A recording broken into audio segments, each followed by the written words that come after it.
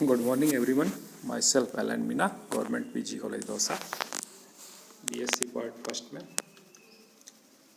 Electromagnetism के अंतर्गत आज surface integral, volume integral and flux के बारे में पढ़ेंगे। सबसे पहले सरफेस इंटीग्रल, पृष्ठ समाकलन, सदिश क्षेत्र का जो पृष्ठ समाकलन होता है क्या होता है।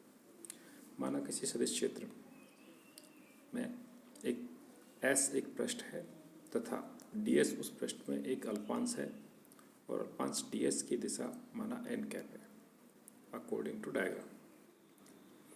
यदि कोई सदिश f अल्पांश ds से थीटा कोण पर हो तो double integration of f dot ds is equal to double integration of f dot ds की जगह पर ds cos रख सकते हैं, को सदिश क्षेत्र f का पृष्ठ समाकलन कहते हैं। यदि f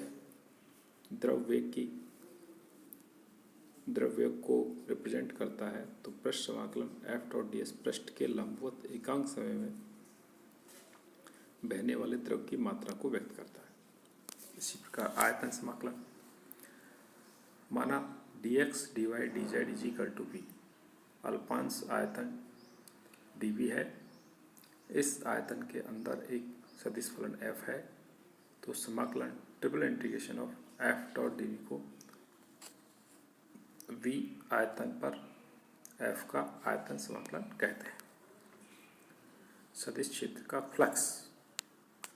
flux of a vector field according to diagram, माना एक पृष्ठ क्षेत्र S है जिसके द्वारा परिबद्ध आयतन v है। इस पृष्ठ में अल्प क्षेत्र dA से थीटा कोण पर एक सदिश राशि a बाहर निकलती है, अतः इस सदिश राशि a का dA की दिशा में घटक f cos थीटा होगा या a cos थीटा होगा, अतः इस पृष्ठ dA से निकलने वाला flux a cos theta dot dA होगा। इस प्रकार संपूर्ण पृष्ठ को छोटे छोटे अल्पांशों में विभाजित कर सभी अल्पांशों से निर्मित फ्लक्सों के मानों का योग उस पूर्ण पृष्ठ द्वारा कुल फ्लक्स के बराबर होगा, अर्थात बंद पृष्ठ से निर्गत कुल फ्लक्स का मान पृष्ठ समाकलन करके प्राप्त किया जा सकता है। अतः phi is equal to double integration of s a dot D A, जहाँ पर s पूर्ण पृष्ठ है, phi is equal to a dot D S. अब इस समाकलन से निम्न तीन निष्कर्ष निकलते हैं। पहला, यदि निर्गत फ्लक्स का मान धनात्मक अर्थात फाई ग्रेटर देन 0 तो यहाँ पर सदिश f या a कुछ भी हो सकता है, सदिश f भी सदिश मान सकते हैं, a को भी सदिश मान सकते हैं। f का स्रोत उस पृष्ठ के अंदर निहित है।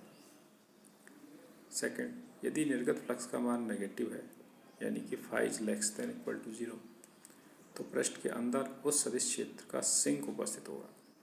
थर्ड, यदि फाई बराबर 0 हो तो इसका अर्थ है कि पृष्ठ के अंदर न तो स्रोत है और न ही सिंक है, अथवा दोनों ही लगभग समान मात्रा में है। इस प्रकार फ्लक्स की सहायता से स्रोत या सिंक का पता किया जा सकता है। इस स्रोत या सिंक की प्रबलता का निर्धारण एक संकारक जिसे हम डाइवर्जेंस कहते हैं से करते हैं। Thank you.